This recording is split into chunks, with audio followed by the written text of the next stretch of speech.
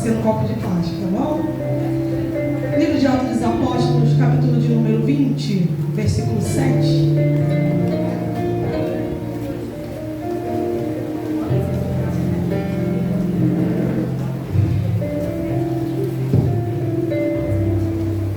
Aleluia. Quem achou, diga assim: eu estou dentro da EBD. Eu estou dentro da EBD. Quem não achou, diga: eu estou fora da EBD. Mas semana que vem eu entro. Foi?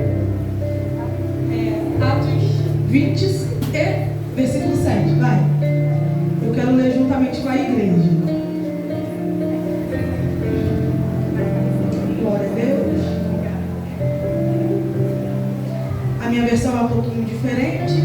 Tem o mesmo conteúdo, mas as palavras são um pouquinho mais difíceis. Então eu vou ler aquele ali que é o Almeida Corrigida Fiel, amém? Que é o que a maioria tem. Que diz assim o texto, eu vou ler e você acompanha, amém, meus irmãos? E no primeiro dia da semana, ajuntando-se os discípulos para partir o pão, Paulo, que havia de partir no dia seguinte, falava com eles e prolongou a prática até meia-noite. E havia muitas luzes no cenáculo onde estavam sentados juntos. Próximo. E estando um certo jovem que, por nome Eutico, assentado numa janela, caiu do terceiro andar abaixo, tomado de um sono profundo que lhe sobreveio durante o extenso discurso de Paulo, e foi levantado morto. Paulo, porém, descendo, inclinou-se sobre ele e, abraçando-o, disse: não vos perturbeis, que a sua alma nele está. Próximo. E subindo e partindo o pão e comendo, ainda lhes falou largamente até a alvorada, e assim partiu. E levaram vivo o jovem, e ficaram não muito poucos consolados. Você diga graças a Deus. Se assenta dando glória. Esse texto, aleluia, ele é conhecido, mas não é muito pregado. Antes de eu começar a ministrar sobre ele, eu queria agradecer a oportunidade aos meus pastores, meu pastor Max, aleluia, pela oportunidade. Eu subo em muitos altares, irmãos, mas nada melhor do que você subir do altar da sua igreja. Eu vou repetir isso aqui. A gente sobe em muitos altares, mas não tem nada melhor do que subir no altar da sua igreja. Por quê? Porque quando você sobe no altar da sua igreja com a autorização de Deus, a autorização da liderança, automaticamente você tem certeza que o que você está fazendo é correto aos olhos de Deus. As igrejas não conhecem a minha história. Quem conhece a minha história é essa igreja aqui. Então todas as vezes que eu subo aqui, eu entendo que eu estou no caminho certo. Você está entendendo isso aqui? Você está entendendo? Aleluia. Todos que têm oportunidades nessa casa, queridos, você está no caminho certo. Amém? Glória a Deus. O autor do livro de Atos é o mesmo que escreveu o Evangelho de Lucas. Médico Lucas, investigador, vamos falar assim. Investigador Lucas, ele procurava,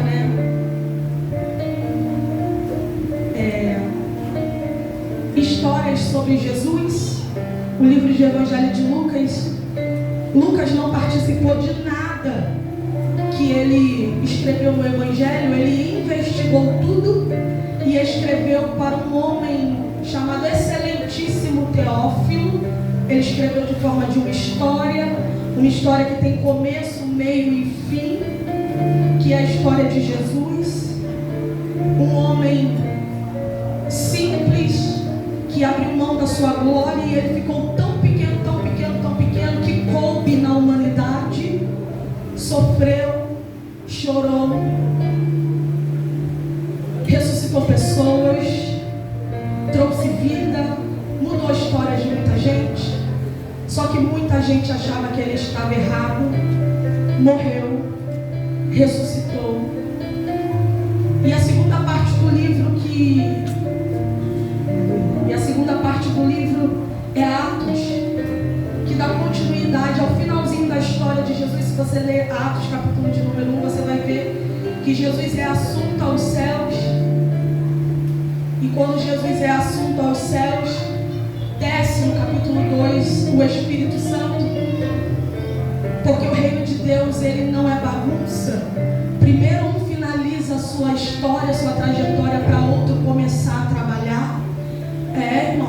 Você acha que o reino de Deus é bagunça? Não é não. Primeiro um inicia e conclui o seu chamado, para que outros iniciem e concluam o seu chamado, e assim por diante. Então Lucas, ele narra o finalzinho da história de Jesus. Como concluído, Jesus sobe aos céus, mas há um Consolador, ele desce e começa os apóstolos a agirem cheios do Espírito Santo. Lucas fala de muita gente no livro de Atos, só que quem se destaca mais, você sabe, é Pedro e Paulo. Pedro é pescador, Paulo é fabricante de tenda, vendedor de tenda. Só que esses homens cheios do Espírito Santo agora não é mais homens improváveis, não é mais mero pescador e mero vendedor de tenda. Agora esses homens cheios do Espírito Santo é chamado de apóstolos cheios do Espírito Santo. E é engraçado que Lucas, ele faz questão de dizer que Deus escolhe pessoas improváveis, mas depois que essas pessoas improváveis estão cheias do Espírito Santo, não são homens mais improváveis, são homens cheios do Espírito Santo. Você que se sente improvável, deixa eu profetizar sobre a tua vida: receba o Espírito Santo, cresça, evolua. Você não é simples, você não é qualquer pessoa. Paulo vai dizer assim, nós somos vaso contendo pedras preciosas. O que Paulo quer dizer? Paulo reconhece que ele é cheio do Espírito Santo, só que ele continua sendo vaso de barro. O que isso quer dizer? Que Paulo, ele prega muito, ele canta muito, mas se a pedra preciosa não estiver dentro dele, ele continua sendo vaso e quebrado, pastora. Só que Lucas vai narrar aqui, aleluia, que esses homens cheios do Espírito Santo, que faz sinais e maravilhas no livro de Atos, atribui toda a sua obra ao Espírito Santo, porque gente que toma a glória de Deus para si não merece ser chamado de vaso. Homens que recebem a glória de Deus para si: eu prego muito porque eu estudei muito. Não. Você prega muito porque você está cheio do Espírito Santo. Porque se você estiver sem o Espírito Santo, nem na igreja você apareceria, né, meu irmão? Então Lucas, ele narra que esses homens são cheios de Deus, mas são humildes, a ponto de atribuir toda a obra que eles fizeram ao Espírito Santo. Por isso que Paulo fala: se eu sou alguma coisa, é porque eu tenho pedra preciosa. E quem é essa pedra preciosa? É Jesus de Nazaré, é o Espírito Santo de Deus. Você tem pedra preciosa dentro de si? Aleluia. Então atribui tudo que você faz em nome de Jesus ao dono de toda a glória. Fala para alguém que está do seu lado: libera a glória que é de Deus. Fala aí. Não é tua. Fala para ele aí: nada que você faz é por causa de você. Se não fosse ele, meu irmão, o que é que você seria? Se não fosse ele, onde é que você estaria? Meu irmão, isso aqui é sério. Aí o capítulo de número 1 de Atos dos Apóstolos vai dizer que Jesus é assunto ao céu, e a maior preocupação agora de quem está lendo algumas narrativas já vai dizer assim: se o mestre, se o pastor morre, foge as ovelhas. Se o pastor morre, foge as ovelhas. Aí Lucas continua a história, que é o livro de Atos. O livro de Atos só confirma o quê? Que quando um pastor de um discípulo morre, o discípulo continua a história do pastor. Não, você não entendeu. O livro de Atos está confirmando que quem perdeu o pastor não foi embora. Irmão, eu estou te fazendo entender isso aqui. O livro de Atos é a continuidade das pessoas que perderam Jesus, que perderam a sua liderança, que perderam a sua referência. Então o livro de Atos está provando para mim e para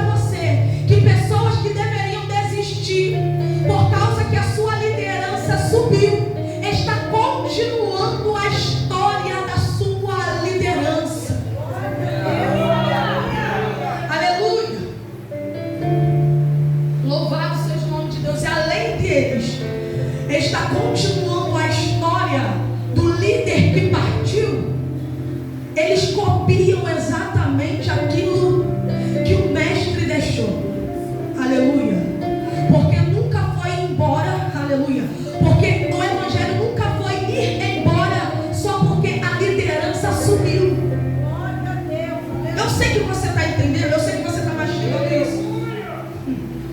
Porque evangelho não é desistir porque alguém desistiu. Porque evangelho não é dar tchauzinho quando alguém dá tchauzinho, não, meu irmão. Evangelho é continuar mesmo todo mundo ir embora. Meu marido foi embora, continua você.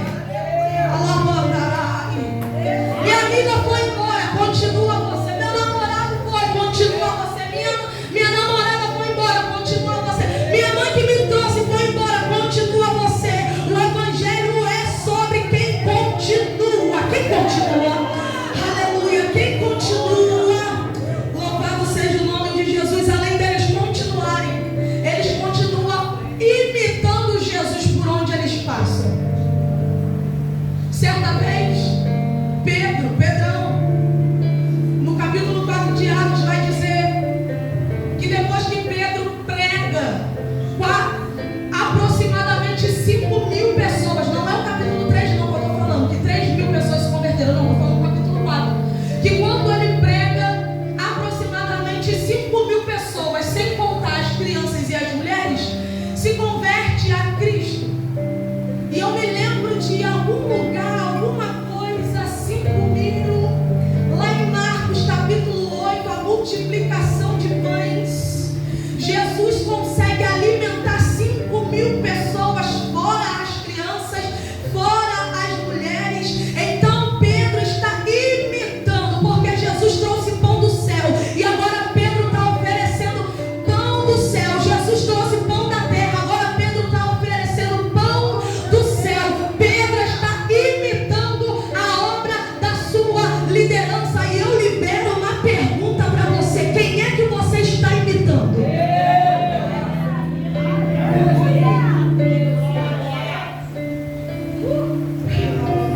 Tem outra pessoa que está imitando aqui. Aleluia. Paulo também imita Jesus quando? No texto que nós acabamos de ler. Lembra? Aleluia, da viúva de Naim. Jesus ressuscita um jovem. Lembra da filha de Jairo? Jesus ressuscita a menina. Lembra de Lázaro? Jesus ressuscita Lázaro. Lembra de Paulo? Paulo ressuscita um jovem. É obra de Jesus sendo reproduzida pelos seus discípulos. E vocês? Eu te pergunto, e vocês? O que é que vocês estão fazendo com o exemplo que Jesus tem deixado? Aleluia, tem gente, irmãos. A gente, eu vou trazer para mim também, porque eu me incluo nesse mistério, que está deixando o nome de Jesus manchado. Porque ao invés de reproduzir aquilo que Jesus deixou, a gente está reproduzindo aquilo que eu quero. Só que a palavra de Deus diz: não vivo mais eu. Então aquilo que eu quero não existe. Aquilo que eu penso não vale mais. Aquilo que vale, irmão, é o que Jesus deixou. Existe uma promessa sobre a tua vida que é para ser reproduzida na terra. Será mesmo? Será mesmo que você tem reproduzido na terra aquilo que Jesus deixou?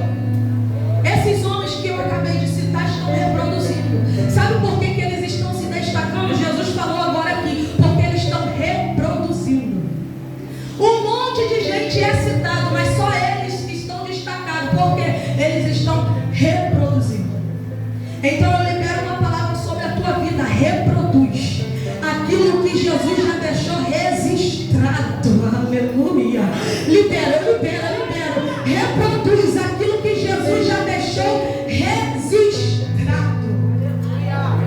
Entro no texto e eu vou já terminar.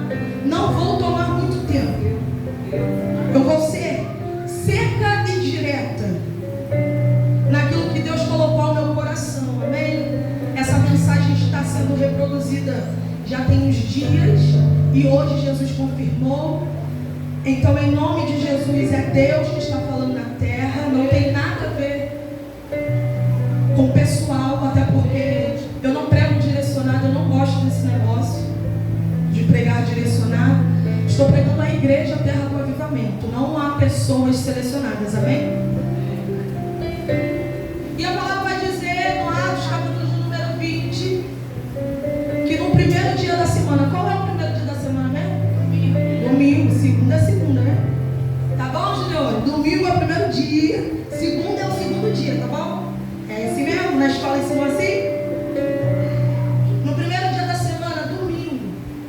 eles se reuniram para partir o pão, a Santa Ceia. O intuito era fazer um culto de adoração, como a gente faz no domingo, e no horário certo partir o pão. Só que o texto vai dizer que Paulo precisava, no dia seguinte, na segunda-feira, viajar. E ele precisava falar aos irmãos o que ele necessitava falar, porque no dia seguinte ele não estaria com os irmãos. Eu posso conjecturar aqui que Paulo pretendia ficar, mas por causa da necessidade da pregação da palavra, ele precisava viajar no dia seguinte. Tudo que era liberado para aquela casa espiritual precisava ser liberado naquele dia. Paulo me ensina aqui, nesse texto, no versículo de número 7, a importância de deixar as considerações finais, as orientações finais antes de partir. Às vezes, irmãos, nós temos dificuldades, preste atenção nisso aqui, nós temos dificuldades de deixar orientações para quem ficou, porque a gente tem medo de ser substituído. É triste, mas é uma realidade. Mas eu quero falar aqui para vocês que quem tem promessas não precisam ter medo de ser substituído. Pode liberar as considerações finais, até porque para você seguir no dia seguinte, você precisa deixar bem preparado no dia anterior. Entendeu? Não, eu vou repetir. Até porque para você passar para outra fase da tua vida, você tem que deixar bem preparado no teu lugar. Só que tem gente empreendendo isso. O ministério é meu, a liderança é minha. Ai meu Deus, a mãe que é assim, vê se a mãe não é assim. Vai lavar a louça, porque se eu morrer amanhã. Aprende a fazer um arroz, porque se eu morrer amanhã. A mãe sabe que não pode ser substituída, por isso ela ensina. Vai fazer hoje, porque se amanhã eu não estiver aqui, não tem roupa. Ah, não tem outra mãe, você precisa aprender a fazer. Então Paulo está me ensinando, para passar para outra fase, eu preciso deixar as considerações para quem fica. Porque, irmãos, é muita humilhação você ir embora e deixar a casa bagunçada. É muita tristeza você passar para um outro nível, deixando o nível anterior bagunçado. Ai, Lídia, eu quero passar para um outro nível espiritual. E como é que está a sua casa, a sua família? Talvez você não subiu níveis, não subiu degraus, porque o degrau de baixo está sujo. E Jesus me trouxe aqui através da vida do apóstolo Paulo. O outro dia vai chegar para você, mas o dia de hoje é necessário você liberar para alguém o que precisa ser liberado. Aleluia. Glória a Deus. O versículo de número 8 vai dizer que havia muitas lâmpadas no cenáculo onde estavam reunidos, e eu já estaquei. Eu falei, Jesus tinha tanta coisa para Lucas colocar aqui, por que ele coloca sobre lâmpadas? Dá glória a Deus aí, eu vou dizer você. Aleluia. Irmãos, tem coisas no texto que você precisa perguntar, porque não foi você que escreveu. Tem coisas no texto que é preciso fazer uma exegese, ir lá no Google pesquisar, mas tem coisas que o próprio texto ou o próprio Senhor precisa responder. Então, nesse caso, eu falei, Jesus, por que numa história dessa, Lucas vai falar sobre lâmpadas? Alguém já viu lamparina aqui? A lâmpada de antigamente? Não era assim não, já viu lamparina? Eu não sei se vocês sabem. Mas lamparina, aquela antiga mesmo, ela solta fumaça. Solta ou não solta? Fica uma fumaça preta, né? Gente, eu não fui no Google não, tá? É Deus falando, eu confirmo que a minha retaguarda é pesada. Aqui tem fumaça. Só que o texto vai dizer que havia muitas lâmpadas no ambiente cheio e fechado. Está tudo aceso, só que está liberando fumaça. Presta atenção. Não é heresia. O ambiente está favorável. Por quê? A lamparina está fazendo a sua função. Qual é? Iluminar. Só que ela também está prejudicando. O que ela está fazendo? Soltando fumaça. Só que quem está acostumado com o ambiente de pressão permanece. Presta atenção. Eu estou com calor, eu ligo o ar. Eu estou com frio, boto o casaco. A fumaça está me incomodando. Eu vou para a janela. Tu entende o porquê esse jovem foi para a janela? Porque o ambiente, e eu não estou com medo de falar isso aqui, e quando eu falo ambiente, eu quero que você analisa pelo menos umas 4 áreas da sua vida: ministerial, casamento, trabalho. 3, vou falar 3. Ministerial, trabalho, casamento. O ambiente daquela área que o jovem estava.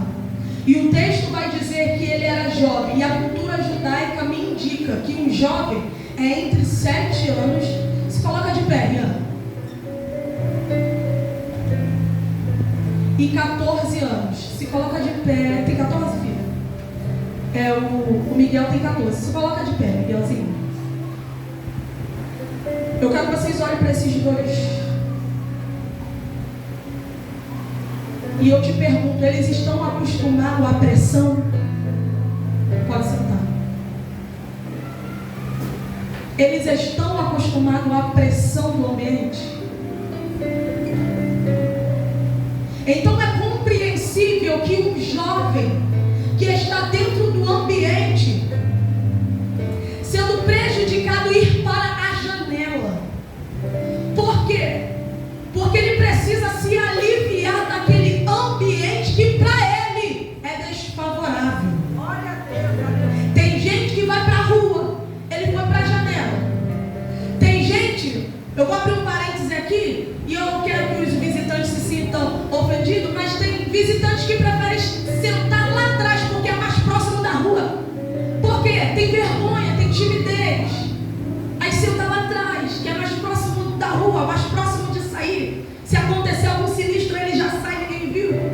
Então aquele jovem, ele está dentro de um ambiente que tem Bíblia, tem palavra, tem louvor, tem Pedro, tem Paulo, tem congresso, tem conferência, tem festividade. Mas para ele que não está acostumado com a pressão, ele precisa procurar um lugar para respirar. E quando a gente fala sobre jovem, a gente fala sobre imaturidade, querendo ou não, por causa da idade, a gente fala sobre imaturidade. Então, quando a gente coloca num cenário para todos, pessoas que não têm maturidade espiritual procuram janela. Aí esse jovem vai para a janela. Ele dorme na janela. E a palavra vai dizer que ele, adormecendo profundamente, não é adormecer igual a gente cochila, que se eu der um glória alto você vai acordar. Irmão, ele adormeceu profundamente. O livro de Gênesis vai dizer que Deus, para tirar a mulher da costela de Adão, ele precisou dormir Ele precisa dormir Então me perdoa aqui o negócio que eu vou falar. Antes desse jovem cair do lado de fora da janela, ele já estava, me perdoa a expressão, clinicamente morta do lado de dentro. Porque se eu for pegar agora, a Bíblia vai narrar que a morte é um sono profundo. A medicina vai falar que o coma é um sono. E esse jovem estava com um sono profundo. Então, querido, antes dele morrer, ele já estava morto.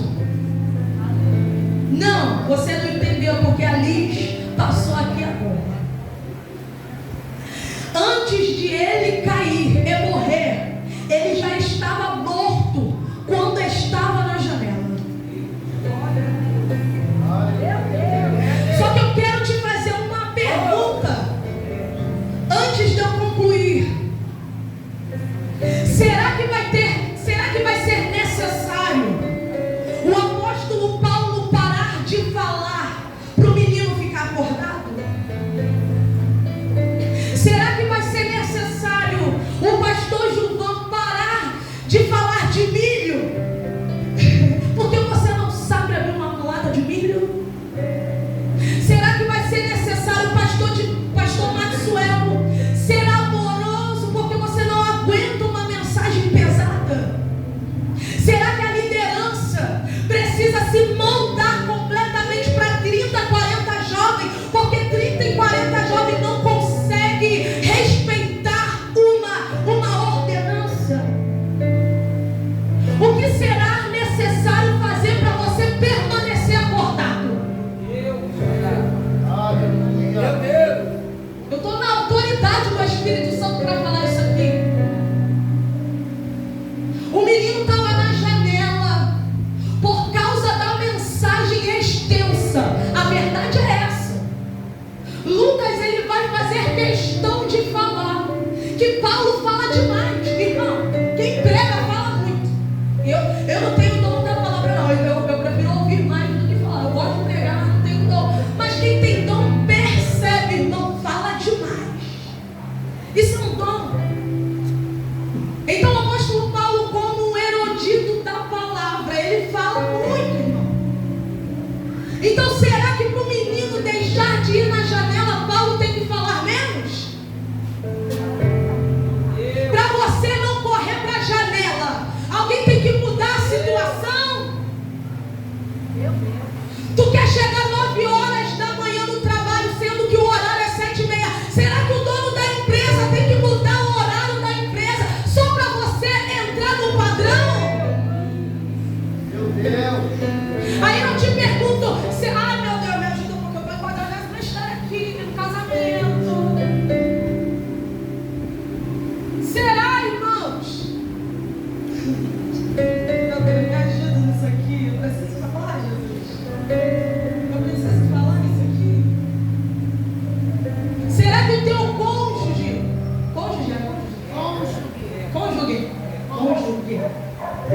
será que o teu cônjuge, será que seu cônjuge precisa se desdobrar só porque a tão doquinha não quer mudar? Eu não quero mudar. Meu Deus me ajuda. Fala assim, meu Deus me ajuda.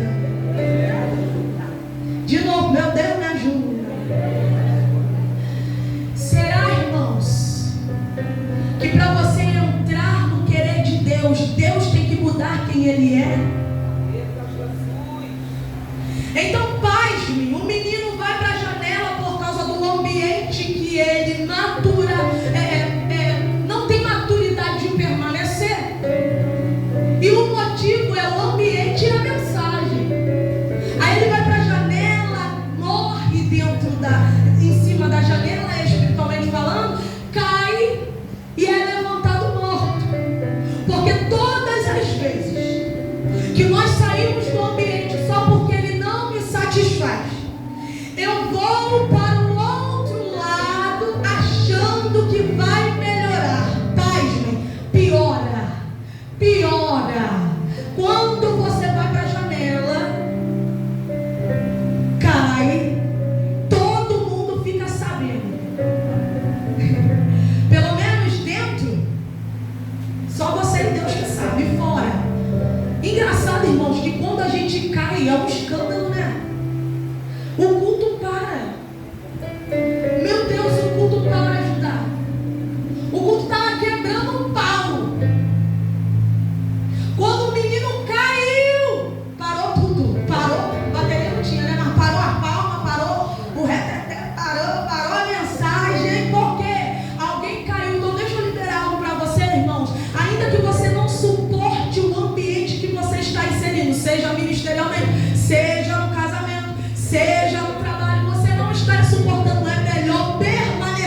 muito, porque quando cai, é um escândalo. Ou seja, é pior. Ontem eu ouvi um testemunho de uma irmã que ela separou do esposo. Irmã, pensa no sofrimento. Eu quase chorei. Eu falei, irmã, tu passou por isso tudo. Aí ela falou pra mim, irmã, eu passei por isso tudo, mas deixa eu te falar uma coisa. Sem o fulano de tal é pior. Como? Como isso? Eu posso falar por mim, eu trabalhava num lugar péssimo, meu irmão. Mas quando eu saí do emprego, meu irmão, é pior. Alguém já saiu da igreja aqui? Alguém já saiu? Irmão, dentro da igreja é um negócio é sério, né? Mas e fora, como que é? É pior, né? Então, o que esse texto está me fazendo assimilar é que dentro, ainda que dormindo, ainda que com um ambiente desfavorável, ainda é melhor do que a queda que te espera lá fora. Meu Deus, tá pesado, tá pesado, tá pesado, tá pesado. Jesus já gritou aqui que tem gente que por causa do ambiente vai embora. Só que Deus me trouxe aqui com essa mensagem, irmão, para falar com você. Vai ser pior lá fora. Teu nome vai ser exposto de uma forma que você não vai conseguir recuperar sozinha. Melhor que dentro. Fala para alguém que está do seu lado, permanece. E aí, deixa eu te falar. Eu já expliquei aqui. É pior. É pior não. É melhor. O ambiente. Quem precisa mudar? Você ou o ambiente que precisa mudar?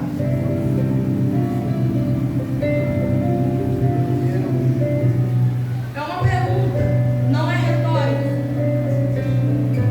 Mas o Senhor está me liberando para falar isso aqui. O ambiente não vai mudar. É você que vai evoluir. Eu quero que você levante a sua mão aí. Levanta a mão, que eu vou profetizar. O ambiente não vai mudar. É o Senhor que vai te dar armadura para sustentar essa pressão que você está vivendo. É no trabalho, é na igreja, é no casamento. Deus está te dando uma couraça hoje. É hoje que Ele está te dando uma couraça para suportar um ambiente desfavorável.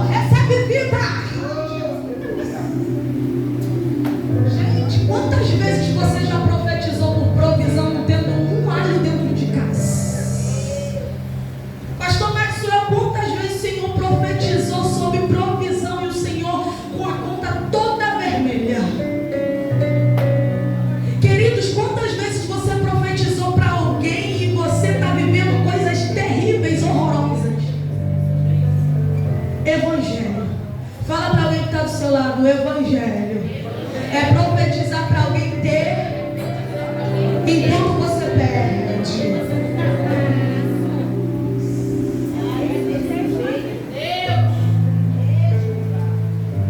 Aí, irmãos,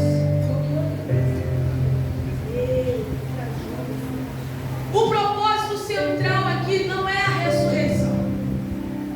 O propósito central aqui é a mensagem ser pregoada aqui no capítulo 20, versículo 7 ao 12.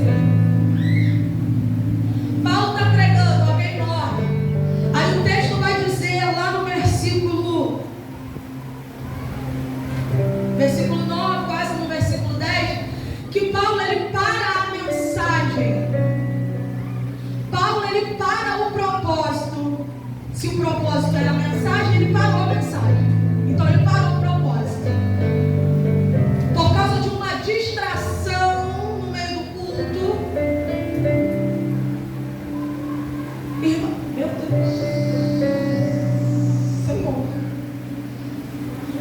Tu percebe que o inimigo tenta te paralisar de todas as formas, até te humilhando, falando que, mostrando que você, a tua palavra não tem poder.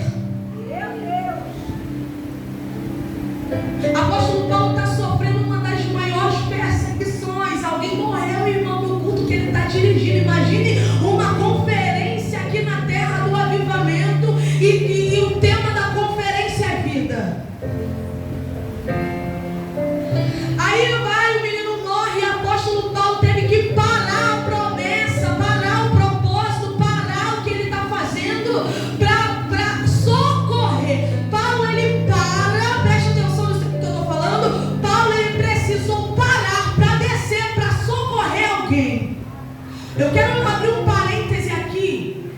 Às vezes vai ser necessário a gente parar em algumas áreas da nossa vida para abraçar algumas vidas.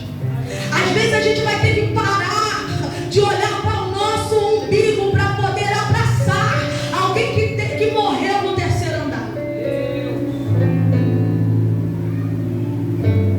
Às vezes a gente vai ter que parar de orar pelos nossos projetos.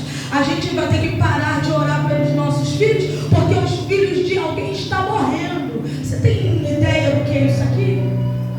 Paulo ele precisou parar, descer e abraçar alguém para levar vida para alguém. Você está preparado para descer?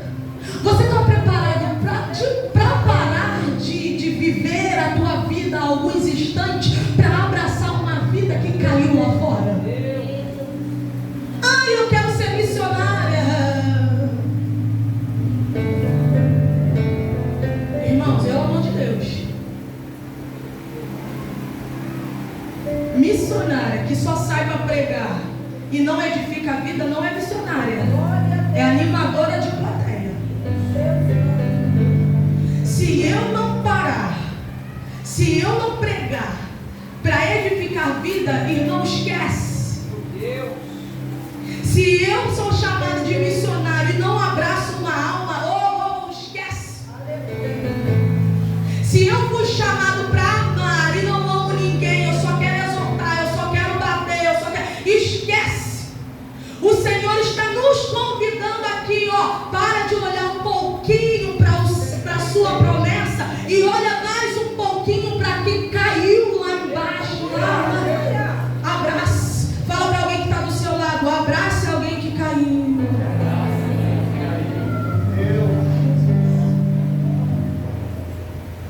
Finalizando, eu disse que ia acabar rápido. Aí ele desce, abraça, o menino vive. Percebe que tem gente que só precisa de um abraço para voltar a viver?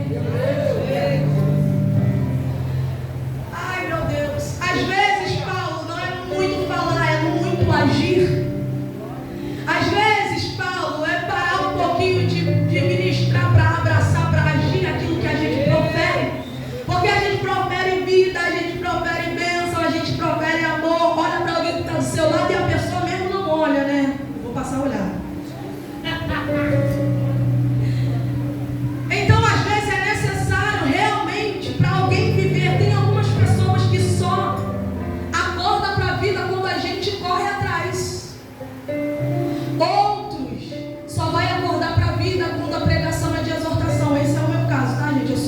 acordo quando eu apanho. Só que outros, num simples abraço, revive, retorna, reanima. Tem gente que é avivado num abraço. Tem gente que é avivado num aperto de mão. Tem gente que aceita Jesus por causa da sua recepção. Mas tem gente que vai embora por causa da falta de carinho. Aí eu pergunto para você: está sendo carinhoso aí ou só tem palavra que machuca? Fala para alguém que está do seu lado aí. Fala para alguém que está do seu lado aí. No final do culto eu vou te dar um abraço, para ver se você anima. Se coloca de pé. Paulo desce, abraça alguém e esse alguém revive. Mas Paulo sobe de novo lá no versículo 11, irmão. Tu acredita que ele volta a falar? Por quê? Aleluia, porque nenhuma distração pode parar aquilo que Deus confiou na sua mão. Eu vou repetir isso aqui. Nenhuma distração pode paralisar aquilo que o Senhor confiou nas suas mãos. Aleluia. O Espírito Santo, ele está